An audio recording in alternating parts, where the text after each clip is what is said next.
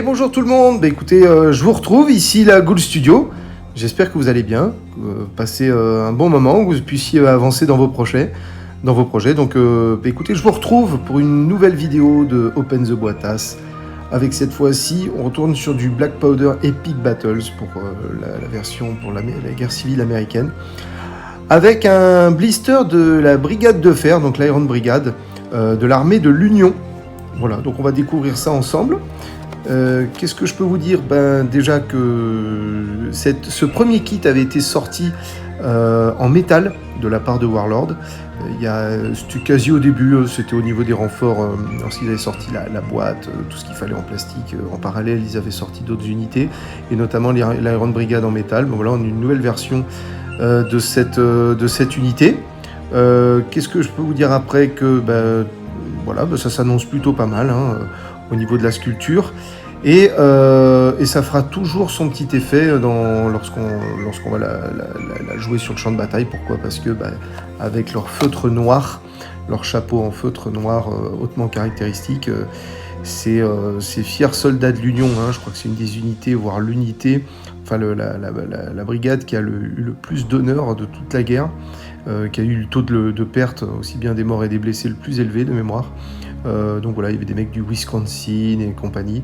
Donc notamment ils se sont distingués à Fredericksburg et à Gettysburg.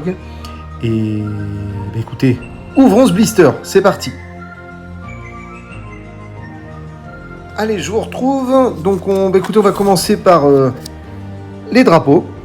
Écoutez, je m'étais pas trompé, il y avait le Wisconsin, donc le 7e Wisconsin Infantry Regiment, le 24e Michigan Volunteer Infantry Regiment et le 2nd Wisconsin Infantry Regiment et le 19e Indiana Volunteer Infantry Regiment.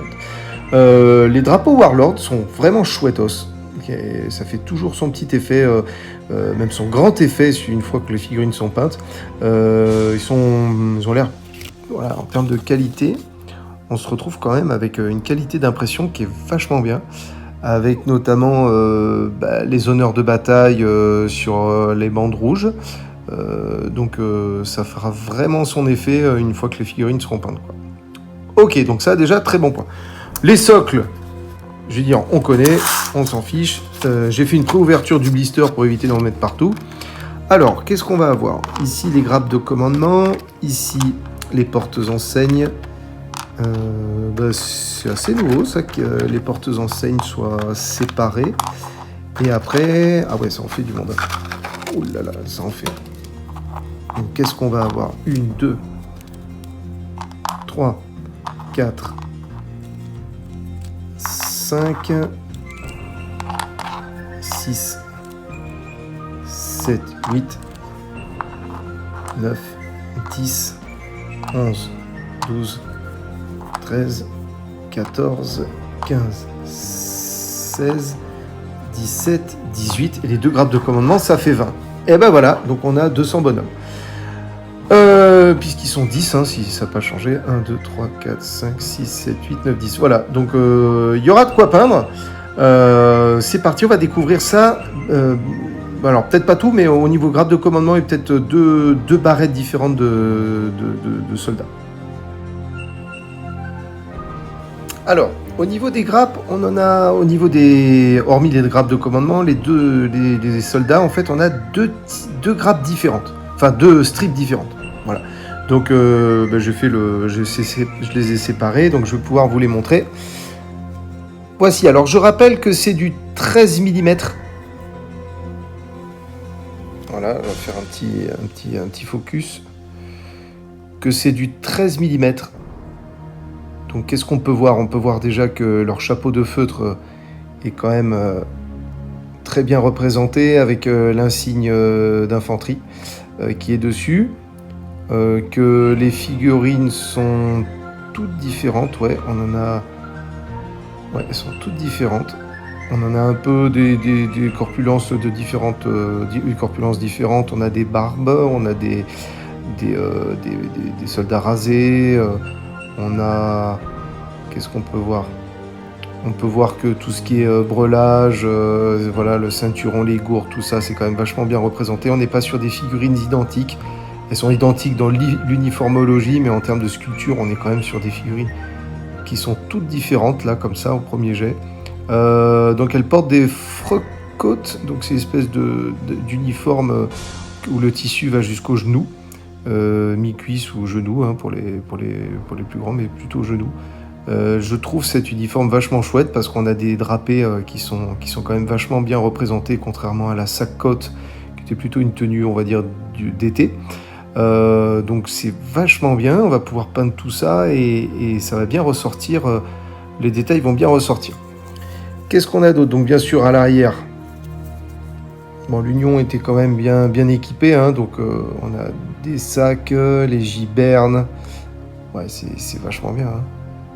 Les gibernes, les couvertures, même les gibernes sont vachement bien sculptées quand même. Très bien tout ça.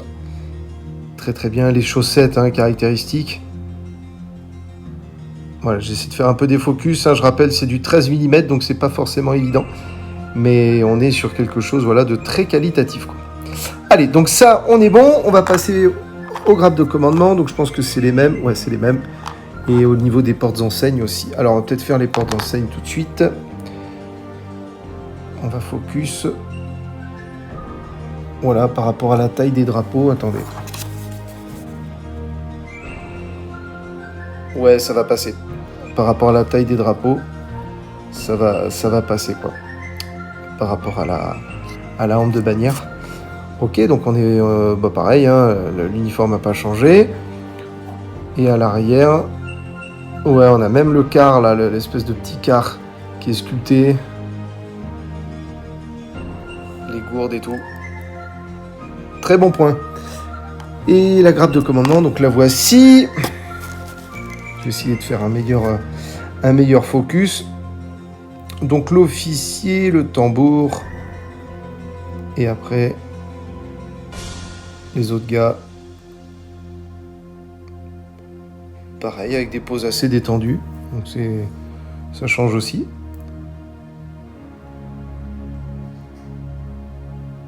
Et ben écoutez, c'est pas mal tout ça. Voilà, j'espère que ça vous a plu.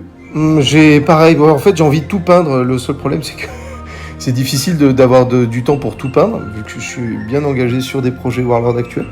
Mais ils sortiront un jour du studio, d'Agoul Studio, et je serai très content de vous les montrer.